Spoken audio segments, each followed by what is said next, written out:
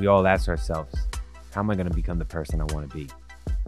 It's three things: the vision in your mind, the feeling in your soul, and the movement of your body. It's your life. What's your purpose?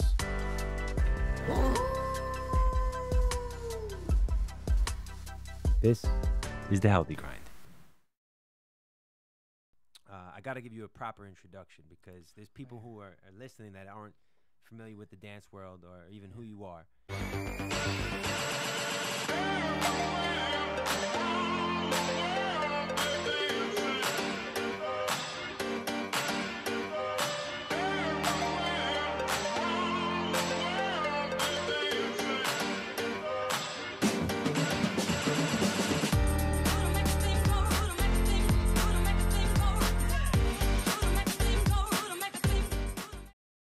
Ivan right here is a mentor to me, but he is known as the urban action figure, one of the most recognized dancers in the hip hop world and in the breaking world.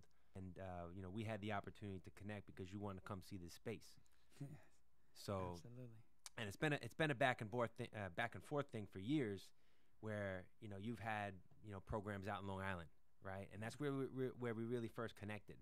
And I remember when you came to one of our first workshop ever, where I remember handing you the flyer, and I told you, like, okay, we're combining dance and a DJ, and you were like, what? And you showed up. I think you just got off a plane, right? Because you came to like Jamaica Station, and you showed up at the workshop in Jamaica, and just vibed out. And then from there, we just kept on growing. Yeah, absolutely. And kept on creating. Yes. Well, for that experience to happen, I'm not only grateful, but I feel like that's part of what I do. So when people say, "What do you do?" I'm like, I just share my experiences, and I try to inspire others by learning from them, and then kind of have like a session or a cipher, whether it's conversation, whether it's artistic, whether it's just health in general, like, just a way of living, the necessities, food, shelter, clothing, which now we can call it industry because of, music and dance and fashion is one, and it becomes corporate, and people invest in that, down to the very, very just, lightweight conversations of like, how you doing, how's your day, what are you looking forward to this week, or what's your highlights of your trip. Because I travel a lot, I engage in a lot of conversations, from passengers sitting next to me to like different forms of, trains, automobile, conversations that I may have along the way. Through dancing, being the medium or facilitating these kind of trips, has given me the platform to talk to the average person, tell them, hey, I'm a host, I'm a dancer, I'm an instructor, professor, and this, that, and the third. But what makes or gives me my degree is more honorary, because I am who I say I am, and opposed to like who I'm trying to be or what I'm working towards. So I really don't like to hold back with what I do, because I want to let them know first, this is exactly what I do. Who I am, what I do, what I represent, who I am, I teach, what I preach. Absolutely. Who I am is energy. So you need energy. What time? Yeah. That's it. Yeah. You're there. Yeah. And 3 hours. Yeah. And 3 days, 10 hours straight. Yeah. Energy. And my vocation is simply just something I'm passionate about, and that's sharing, the moment and my life experiences. And I think we all have that in common. I just have opportunity to travel a lot to do that, which brings me, it brings me to a lot of different ventures. Like when we met on Long Island, I was off a plane, went to Jamaica Station, straight to your event, and I was just blown away. I was like, this is great. Not only the event, but your energy. I felt that, that's great. You're sharing energy on top of creating experiences for people. You're putting a platform together, and I think that's wonderful. So it takes time, and it takes some kind of like understanding. What if it doesn't work? How about we just don't doubt or let fear guide us? Why don't we just do it? Yeah. And go from there? And I felt that energy from you guys. You're like, we're doing it. It's Yeah. our first one. That's it. And I said, I'll be there. And Yeah. I showed up. Yeah. Ever since then, it's like, this is what I'm doing over here. You're like, we'll be there. Yeah. And You're in you Colorado showed up. Springs now. Yeah. We'll be there. Yeah, we're going to Colorado. We'll be there. Yeah. And that's what's it been. It's been, let me see, 10. Yeah. At least 10 years. It's Special Sauce was the the I glue, think the was, glue, yeah, the it was web at the time. yeah. Shout out to Pete, Vanessa. Yeah. You know, the whole Authentics like movement for me has always been like his energy to put a platform, whether it's in a garage or a surf shop in the back, come out and skate, come out and break, come out and relate, you know, come out just because, let's go paddleboarding, let's go skiing, whatever, or basketball, whatever. But other than come chill, sit down, and then let's brainstorm about something that we're probably never gonna do. I think we've always had the interest and relationship of like, come over here, I'm DJing, come through. Right. That's an activity. It's a functional movement. And that's what One Sound has always meant to me. It was like, don't come down and sit down. If you want to sit down, stay home. You know what I'm saying? Exactly. You want to dance, come out. Yeah. If you were going to be at this little thing, I'm like, I'm taking the train. Let's go. Where is it? You're like, it's over. It's like, you're going to take this train or that train. Remember that K Pacho story, right? When I was rocking out, you came through, and you wanted to get up and dance, but you felt awkward because everyone was just chilling, sitting around. Yeah. So I, you know, and even then I got to, you know, really meet people at that function. And that experience was wonderful. So it's every experience is pretty much, you know, gelled with an intention of like, well, what do you do for a living, or how do you inspire? And I'm like, well, it's repuddle's sake. It's passive income. It pays for itself in good wealth and good deed and good faith. So that's what I feel is being healthy and grinding at the same time, because you're not losing anything. You're gaining momentum by doing everything you possibly can moment to moment. And that's what I represent. You know, I just haven't branded it down to like one word or like a logo or anything like that. Energy. So, you said yeah, just energy. Yeah. It's just energy. Yeah. So I think for the purpose of the show, not everybody understands your journey, or at least knows of your journey from the very beginnings back in California. So wow. I think it's important that we connect the dots a little bit. And we spoke a little bit about it earlier, just about you being exposed to music at a young age. Yes. Well, you know, the reason why I'm known as a dancer is because of music. And the reason why I enjoyed music so much was because of family. And I was born and raised into a culture of musicians, singers, dancers, which of course with the production level that my family was already part of. My father, you know, having a band, you know, coming out a record in 1977, and then spawning, you know, into like the rest of the family. And I'm the youngest 7 brothers, no sisters. So there was a lot of energy going on, and a lot of like art, and a lot of, you know, conversation, a lot of like social gatherings just within the household. So learning all the equipment from like hand-me-downs to like, don't touch that. Why?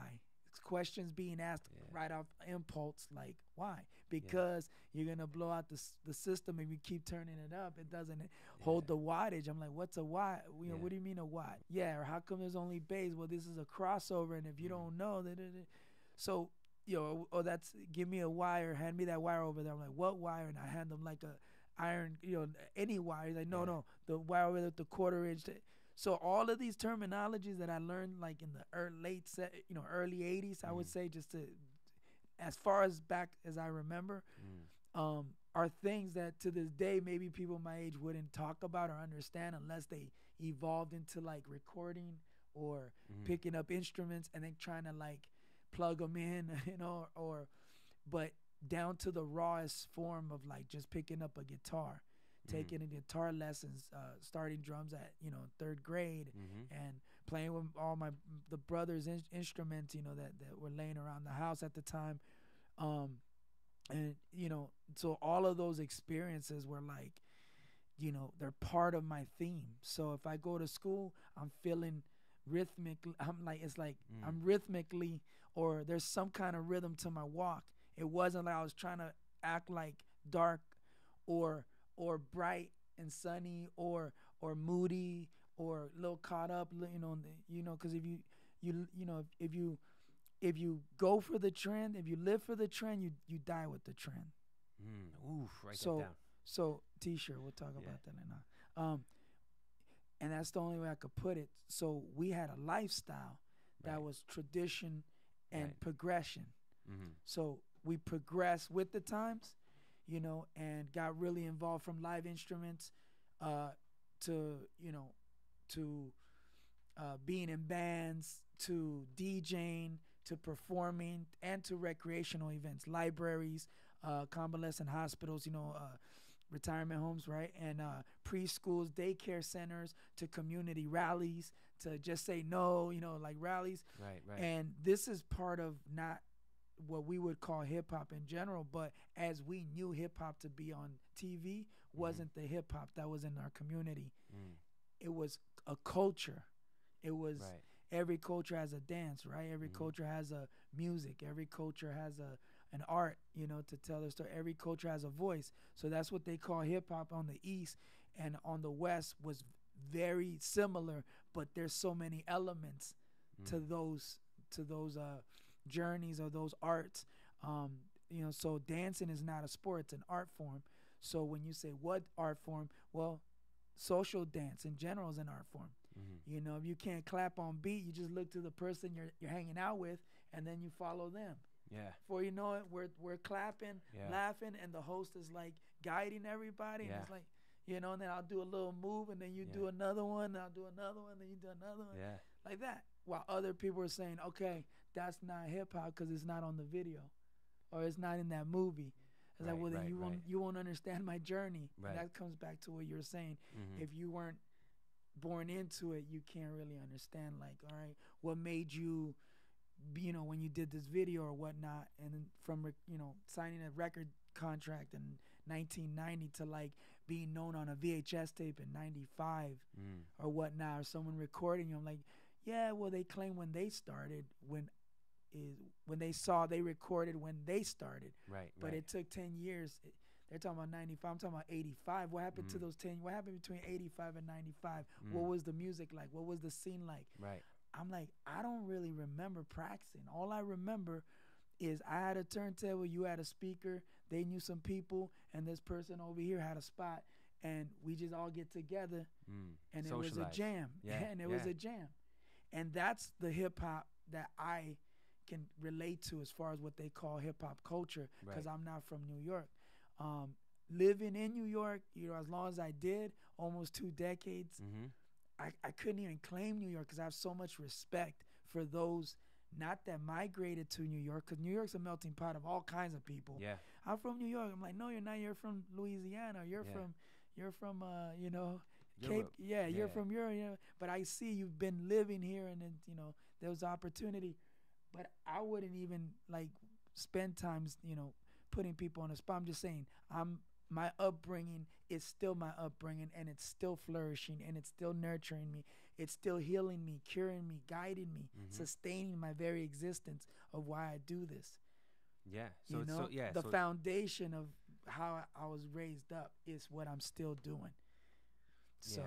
So now, when did you know it was like all about dance? Because you were exposed to the musical elements, the instrumentation, and you spoke about DJing being one of your first loves, but dance is your passion.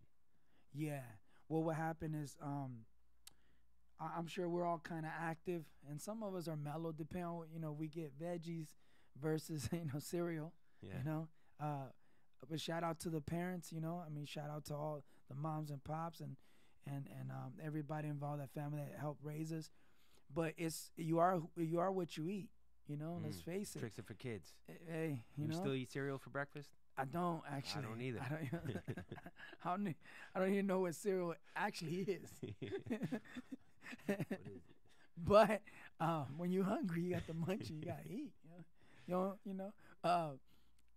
But to say the least, it's like we were fed a lot of how should I say? We ate well. We were well fed. Okay, as a tribe, as a family, right? Sure. but there was something about surviving that's a different kind of food. There's a different kind of like, I got this, I'm excited, life is great. Yes, I'm in it, I'm dancing, I'm moving, I'm grooving, but getting pushed into a certain element could only mean one thing. If you don't have the resources outside of your tribe, then you're pushed to be a basketball player, do recreational band, do other arts, whatever the society offers you. So that's when I was like, oh, okay, I gotta go, and you got to live and learn, Joe Public. You gotta live and learn. So now I was out in the world, and it's not the same in the world. But my family was like, try different things, life experience. Right. Now go apply it. So I go out in the world, not quite accepted a certain way. There's a little favoritism, but I want to play first base. But no, the coach's son's going to play first base. Right, always. Well, I want to be the pitcher. Yeah. Nah, but the coach's son's friend's going to be the pitcher. Right. Or whatever. And that's a little petty example. I'm petty. I admit it. But in many situations, it's because I know that if I give you 100%, that the team can either meet me halfway or they'll show me what 100% really looks like. But if I'm stuck in the corner under challenged in right field, like, come on, what am I doing in right field? Yeah, exactly. I ask myself the same question. What are we doing in right field anymore? Yeah, but you're in the right. I'm like, right, left, right, doesn't matter. I'm in right field. Yeah. And our team needs it. And so for me, it's about, teamwork, dreamwork. So having that kind of inspiration going into the world, playing basketball, but not quite fitting in for whatever reason, wasn't something that I felt like I was being picked on or discriminated against or anything. I felt more like there's not enough freedom in teams. And there was something about dancing. You got all the freedom. Yeah. So for me, it's like, so how do you get started dancing? I'm like, you feel the music, then you dance. Yeah. You don't just dance. Yeah. You feel the music, and then you dance. It just connects so much. It's the right thing. So getting those minerals and vitamins in the house, it left a lasting impression going out into the world. So no longer was I like, hey, no one ever taught me. No, well, listen, if you don't have anyone that ever taught you, listen to what we're saying right now, because we're telling you. Yeah. So you can't be like, well, no one told me. No, we're accountable. We told you, you're listening to this. I'm not your uncle or like that, but I'm telling you, if there's a mentor or a teacher or someone that's going to be that person for you, they may not be your life coach, which a lot of us do have, and mentors, as we all do. Sure. But there's no excuses. Well, what's hip hop? Google it. Come on, study it. YouTube it, Google it, do it all. And then there's a lot going on in that world. So then understand where you fit in. But your foundation is who guides you. Your foundation is who teaches you and nurtures you. You don't just say, well, I'm a straight cat, and just go on your own in the world with no resources, no skills, no discipline, and then you're just like in disarray. Yeah. So getting back to the balance of that, being transparent, was dancing allowed me to be wild and free like a bird and still be able to give 100% and then go out into the world as a dancer, and people either say two things, wow, or nah, not my style. Right. And it still didn't faze me, because I was like, good. If I'm going to be in your group, if I'm going to be on a song with you, if I'm going to do something, I want to be the weakest link. You know what I mean? So it's very important, that everybody is 100%. And I'm at 30%, because that's how you're going to inspire me to get better and better and better. Absolutely. So that's one thing I learned. And it's nobody's fault. Maybe it's a true philosophy, but for me, I'm the weakest link in my family. They were all way better than me at everything. Like what? Everything. Yeah, that's a good little segue. But from playing instruments, understanding how to function in the world, how to balance a book, how to rehearse, how to practice, how to train, how to stretch, as whether it was sports or dancing, how to research, you know, how to connect with people socially. They're just great at it. Yeah. You know, it's a personality-driven business in many ways. That what do you do for a living? And my family was great at it. I was the one that I couldn't explain it. Right. I was like, oh, and I can't just actually jump into any team to try to fit in, or a posse or a crew or a clique. I was like, I'm just gonna dance. Yeah. And then dancing just opened up so many doors, you know? And that's when I knew about dancing. I was like 82, 83, I knew. 82, How did 83. your brothers push you through the dance, like your family?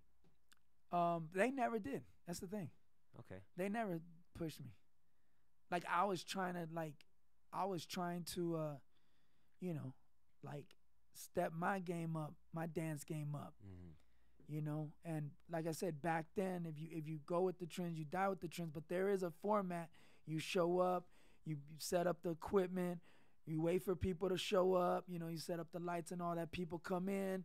You know, the DJ's playing some good music, but no one's dancing. And then sometimes it's contagious. Yeah. You know, so that structure of like, hey, if you don't move, you just dissolve. That's it. Yeah. So you gotta keep your body moving. So that structure of, you know, even to the, you know, the little formalities at events, the Soul Train line and the two-step and all that, that we say on the mic as host MCs, that was a formality through my whole life, you know, through anything and everything I did, you know. So that's how my brothers kind of like guided me, is by like allowing me to be like, it don't matter what you do, just think about it before you do it. Yeah. Well, you've had the opportunity to travel around the globe doing what you love, which many people will never have the chance to do. And then 2 years ago, you decided that you needed a home base, and you chose Colorado Springs. Why? Yeah. Oh man, that's a great question. Well, the Olympics. Yeah, well, it's funny because there's a reason why in the first place was because I was doing it in New York. I was already teaching, you know, and getting opportunities like teaching at a high school and junior highs and, you know, in the school system, and kind of just noticing what's going on, sitting in a class and watching second, third, fourth graders and how they behave, you know, and classroom management, paying attention to everything. And then how can I teach these kids at so many different levels, and maybe even what they call conditions, you know? So I was like, man, this is I don't know if I'm ready to take this big responsibility. So I turned a lot of that down, and I said, well, let me just try the off-Broadway, or let me try the more professional weekend gigs in New York. And it wasn't as natural as teaching, when I thought, why wouldn't it be, when I'm really just dancing, celebrating, performing? Right. But teaching is like you're relearning how to connect with the evolution of students, their minds, their ages. And I thought that was very interesting, because when I was growing up, I saw it at the house, but I didn't see it in the schools. Okay. And that's what pushed me to dancing. You know, and I wouldn't say push me, but kind of like challenge me to be like, oh, okay, cool. Well, we'll see you at the talent show. Right.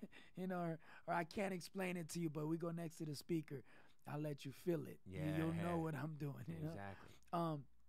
So, you know, and I was a pressure cooker at that, coming up from a youngest of 7. So for me, teaching, if we're on the same subject with teaching 2 years ago, and saying, hey, I've done, you know, what did I do? Like, well, lately, the last couple of years, only been about 30 or 40 workshops. But going from doing 90 plus workshops every year worldwide, that's a lot of workshops, traveling, accommodations. And I'm like, I need to do this in one place and be their every day, you know, or every week. Coach. Yeah, not just teach them a workshop and I'll see you guys next year when I come back to, you know, Russia or Australia or Korea or wherever. I was like, no, why don't you guys just join and we'll start the curriculum and go from there, which I always wanted to do in New York. But, you know, when you have children, it's a lot different. It's family first. Of course. You know, and sometimes you'd get home and be like, oh, I'm so tired. You look at your family and you're like, this is why I do it though. I love you guys. You know, like whatever it takes, I gotta work hard. Right. And I was like, wait a minute, I don't know if I can do that all the time. Right. But now, you know, but focusing, because your body, you know, you gotta take care of yourself first. Of course. So I started listening to my body like, hey, okay, I have to really figure out how to make it fun for me and how to make it safe and healthy for my mind. So instead of complaining about it and tiring myself out, I said, you know what? I'm just going to study how to make this work. What does it take? Business, ownership, investments. What do I got to do to set the platform some affordable, obtainable, and then and where and how and why?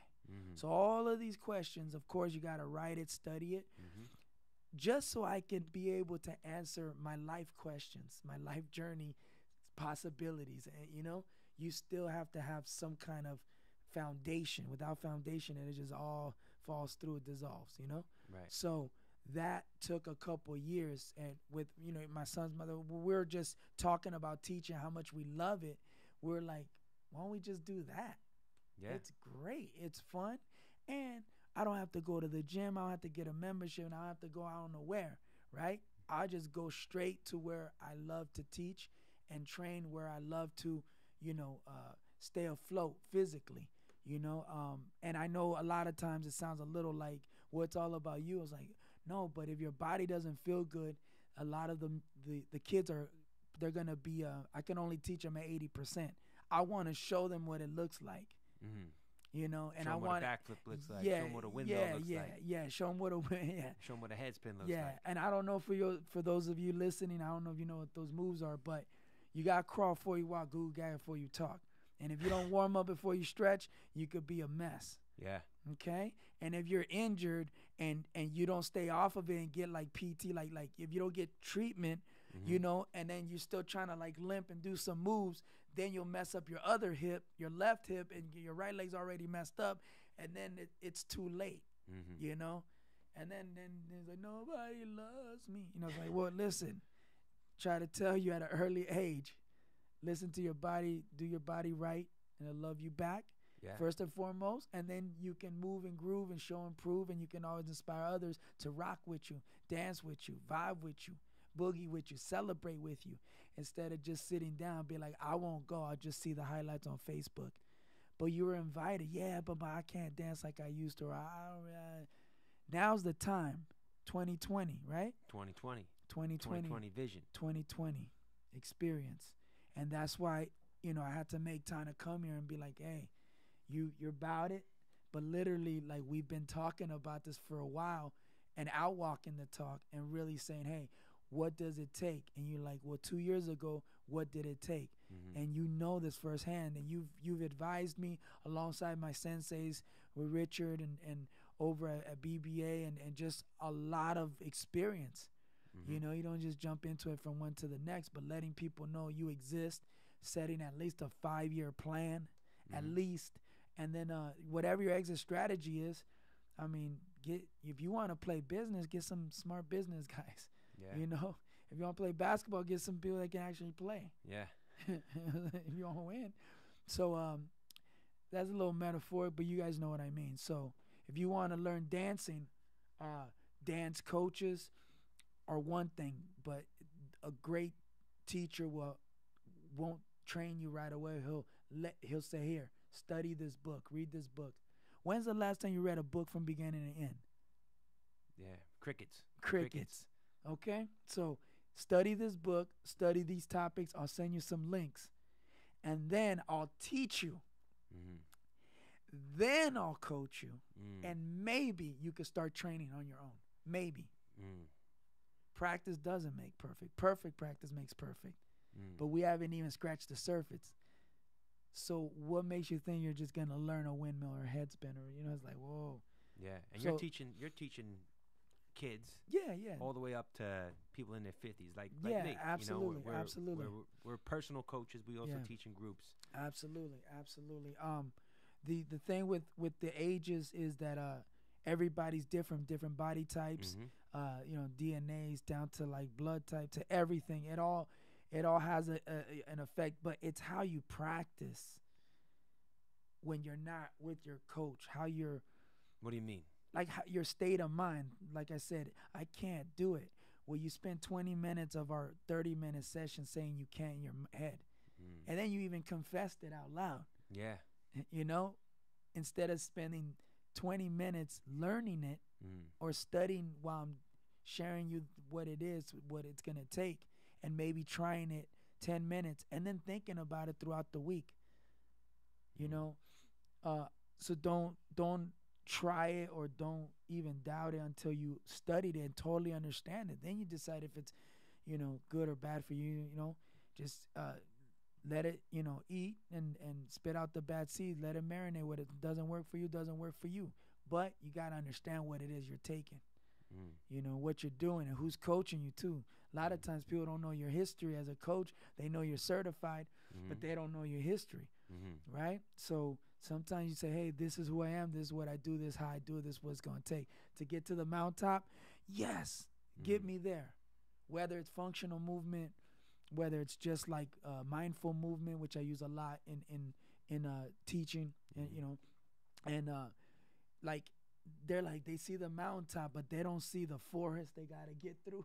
Yeah. The wild animals and hyenas and the booby traps and thorns on the side of the road, and then the people that didn't make it, and then in the river they gotta swim. Yeah.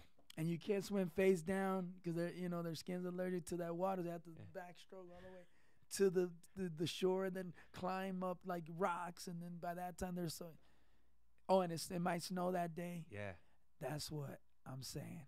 Yeah. So, what's your journey? What's your soul purpose? What's your universal purpose? Yeah. Yeah. For 2020. Well, let's talk about your universal project for 2020. On the Break is a simple plan that's manageable, that a lot of people can manage, but also it's a trial, to see where it can go. And the mission for it is just that. It's like, if you don't know where you can learn or who you can learn from, we're going to have a front. We're going to have a sign. We're going to have advertising. We got to let you know where it's at. But we're not just going to do it by spending a bunch of money advertising everywhere and people still don't understand what it is we're doing. Right. We have to get involved with Chamber of Commerce. We got to get involved with, festivities and other people in the community, and then also do performances and, fitness conventions and do that. And all that takes years of letting people know we exist. You drive by us every day. And that's a marketing experience. That's advertising. There's a lot. And then there's social media. Yep. When do you tag? When you hashtag? What do you hashtag? When do you post? All kinds of stuff. So all of that experience at a simple plan level is what On the Break has allowed us to establish, in a way of like saying, people know who I am in other places of the world, other states, but they don't even know where I'm at in my own neighborhood. Ivan hooked me up with a job. I'm like, you can't even rock your own neighborhood. How am I going to invite you over to Japan? Yeah. You can't even, like, the neighbor don't even know who you are. Oh, that's not what we're focused on. Well, who knows if their brother is or their... You can learn a lot. So learning experience is one thing, but now all the experience is being implemented in this plan. And moving forward, like, what do I have moving forward on top of that is being able to have that, not only that hub to record, and, like a podcasting or whatever, creative projects you may have without distractions of the man cave. You kind of like, kind of just unplug from the world and come in here and create. And also between travels, how do I keep everything afloat when I'm always traveling? So On the Break is a solid foundation, but in its simplest form. And I think it's beautiful for the communities. Get a lot of boys that wouldn't go to a conventional dance studio are like, their attitude is through the roof. They get in there, and then you give them a little bit of direction. Yeah. Talk with It's your a place, hands. yeah, it's a place where they can fit in, build character, build confidence. Yeah. Then they realize, oh, they're moving. They don't, Mm. you know. So, um, just doing that in general, it's is very important. And then creating, of course, what the first love is through the music is a project of for the cause, rock for the cause, dance for the cause, jam for the cause, vibe for the cause, live for the cause, express for the cause, and what that cause is within what inspired us to put on the Break Dance Academy on is what we want to be able to further through music, and through, getting the worldwide community involved. But Yeah. branching a project like that out of Colorado Springs would be great for what is manageable for me to do, especially going into 2020. This is a big thing that a lot of people just don't have any experience with, and it's your worldwide travels. So, how do you maintain this healthy grind, healthy eating, healthy conditioning of the body, healthy mental state of mind, where you travel half the year around the globe? That's a really good question. The only way I can sum that up, in one like quick answer is traveling inspires you to try different things, do different things, Sure. eat different things, kind of, put your principles to the side and your standards, and that can be detrimental to your path, and you know better because it's like I knew I shouldn't have done that. So then why'd you go there in the first place? Well, because I was that's what I was doing, in my international business venture or trip, and I'm like, well, what happened to your purpose? You see, so you Lost gotta, that purpose. you lost your purpose for business, and then into pleasure turn into like, buried treasure. No one will ever find you the same because you're like not the person you want to be, and you're not happy with yourself. So to be honest with yourself, it's like, okay, I'm eating X, Y, and Z. I'm staying within public this long. I'm not just rolling with whoever wants to roll wherever, however. Now let me rephrase that for some of you guys that may not know what I'm talking about. The music and dance world is not the music industry all the time. There's a lot of people in the music industry that the dance world is more grassroots and underground. They don't have the fancy hotels. They don't have the healthier options of food. Yeah. Even if it's homemade, they still shop at, the cheapest spots, or the homemade spots, but it's not like clean food. So when you're invited to go somewhere, the experience can benefit your academy or your establishment or your way of life or your purpose, or kind of renew your energy to come back really inspired to teach your students, and share, with those that are, how was it? Wow. But with that territory comes a lot of other things. A lot of people do have problems, and they just want to tell you all about them. And you just got off the plane. It's a 12-hour flight. Just got off the plane, and they're trying to tell you what just had happened was, and now you're supposed to be directing a dance camp of like, 30, 40 people to 30, 40,000 people in crowds, and you got to have the stamina, the endurance, the electrolytes, the hydration, alkalize and energize. So you have to have a simple way of dealing with that, or else you not only let your body down, but you can't really function mentally at the phase you're supposed to be in your life. It's like you really want to be over here, right? Where everybody that is supporting you or is rooting you on is way over here. And you're not where you want to be or where they want you to be. You're stuck somewhere in the middle, really unsure and conflicted, and pulled side to side. I don't know if anyone's ever felt that way, but that's what it's like to be doing this for over 30 plus years, over 3 decades of like, oh, I'll just eat here, or I'll just do that, or I'll do what they're doing. I'll stay out as long as they're staying out, or I'll wake up when they wake up. Or, and then you start doing the numbers, the math. Like, okay, they're a lot younger. Yeah. Or they're not healthy at all. Right. Or they're healthier than me because they're immune to this habitat. Sure. And they're just used to this. They didn't travel here. They Mm. already live here. Mm.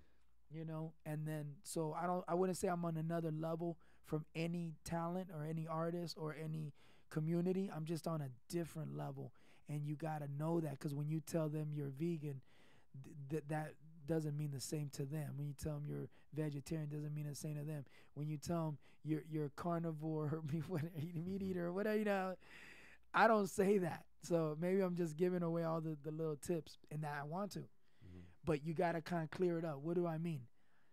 I go somewhere and I put on my riders, hey, I need cucumbers, I need lemon, I need, whatever it is, whatever you're eating, you have to put in riders so they can go get it for you. And you have to say raw, like not sauteed, not, not in oil, not in anything. Just raw, I'll prepare it. Don't worry about it. We only got to go out and eat. Just need a little kitchen area, done, and you're good. We're talking about veggies here, all right? So same applies to everything else. You have to be very specific on what you're doing so you don't set up to fail, get there, and end up at McDonald's. Oof.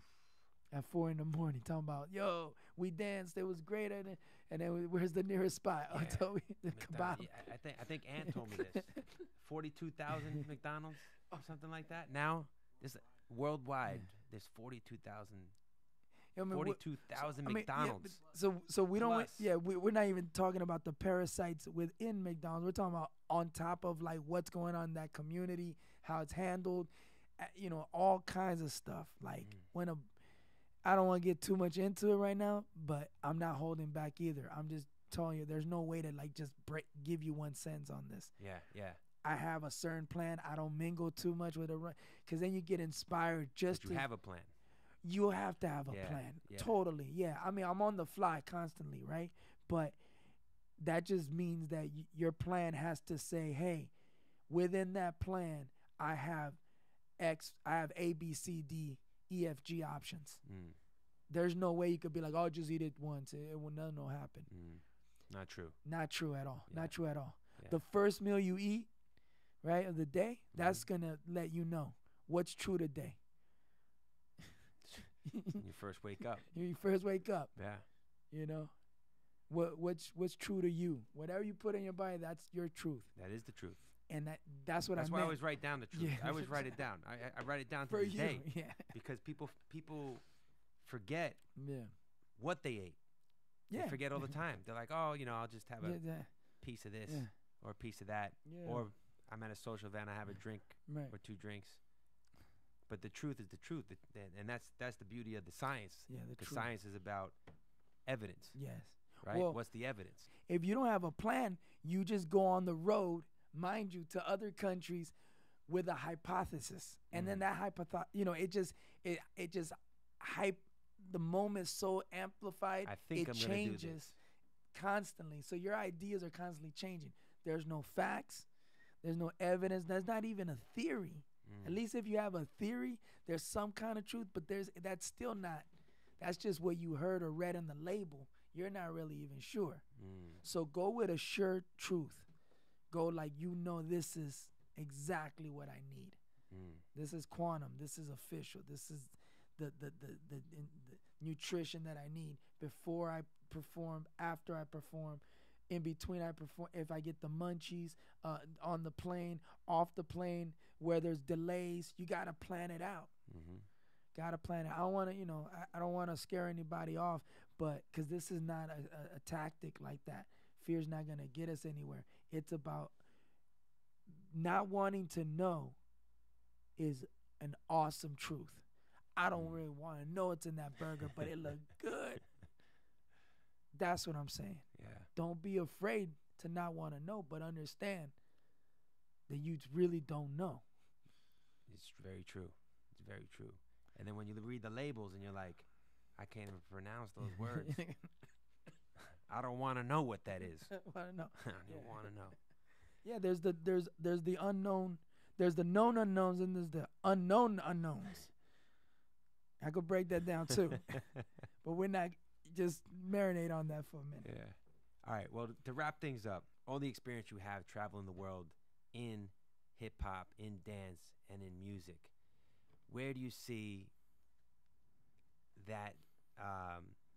Where do you see that going in terms of the movement towards the Olympics? Hip hop culture in the Olympics, I think it's already part of the accessory movement because the when you make a impression or a stamp, in history, and people are wearing fila and don't even play tennis. Mm. They're wearing Adidas.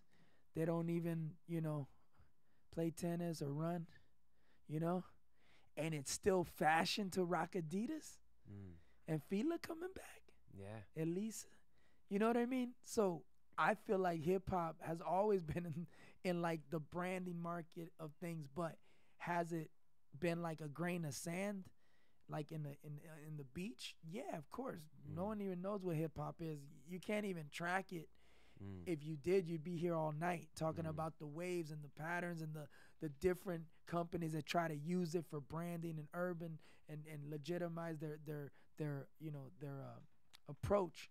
But when it comes to like an actual element of hip hop being in the Olympics, breaking in the Youth Olympics from last year has already made a huge impact.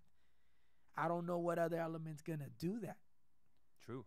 We can have artists design and put it with images and graphics, whether it's digital or photo or manipulating colors or aerosol spray campaign murals and whatnot productions, or we can also have fashion, have special designs to keep it looking fresh so we don't look like like we're just like with a tracksuit all the time.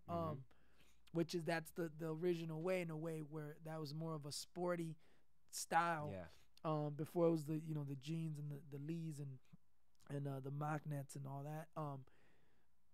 And we can have the MC kind of like commentate, what the viewer is seeing.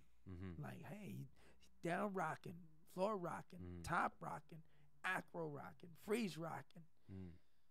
He's taking over the boards. Like the elements are crazy. But if you don't know that, you don't know what you're seeing. It's true. Breaking it has evolved so much that it's really about how you flow in and out of your moves and how you battle with your arsenal. And that's a battle tactic, in opposed to like just putting a philosophy on it where you're like, oh, he spun longer, or he went faster, or he did a bunch of moves I never seen in my life. Where someone just did a basic move like a windmill and the crowd went crazy because they identify that as breaking. Right. So I don't know how they're going to do it, but I know that, somebody has to manage it. Someone has to figure it out. Somebody has to put it in fine print how the system's going to go. For me, it's more of the rays of sunlight on breaking, which is, the most outcasted yet the most entertaining dance in the world. True. If you know about breaking, you know how to rock, body rock, social dance. You know how to move and groove. You know how to boogie, and you're rocking every step. You're rocking every step. You're never just actually doing a technique per se. So you can't judge on technique completely. So I would say that breaking is the perfect element to be in the Olympics. Yeah. So 2024, do they want more? I mean, we'll find out. We'll see what countries actually invest part of their endorsement deals and fund it in the communities for teaching. When you see someone do some acrobatic movement, it's not gymnastics. It's acrobatic, but it's not gymnastics training. When you see somebody doing breaking moves, it's not breaking or gymnastics. It's something that they practiced to control their body, and evolve the move where they got it from. True. So the reason why I say it's not what you think it is because we know what breaking is. We call it old school. We call it hip hop. We call it culture. We call it, like 80s, 70s, 80s. We don't see breaking how we're gonna see it in the Olympics. It's on a whole nother level. I don't know where you guys been, and that's great. But if your kids don't know about breaking, if you're not sure what breaking is, and you're looking on a TV screen, you still don't know what breaking is. We practice, we train, we vibe, we stretch, we eat right. We're healthy. This is what we do. Yep. This is how we live. Mm-hmm. So when you do see people in the Olympics, you won't be like, I used to do that. No, you didn't. Not even close. Not even close. Not even close. Not even close. So I think breaking is like a wonderful rock for the cause, campaign. Yep.